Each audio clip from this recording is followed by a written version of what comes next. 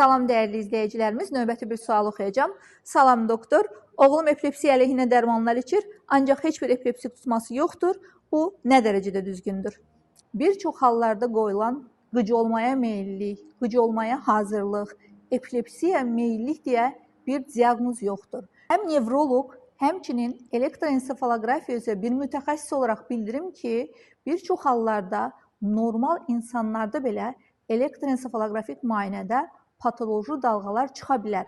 Lakin bu o demək deyil ki, pasiyentdə epilepsiya başlayacaq. Ona görə də epilepsiya profilaktik müalicə olunmaz. Ümumiyyətlə qıc olmaya meyillik, qıc olmaya hazırlıq, epilepsiya meyillik deyə bir şey yoxdur.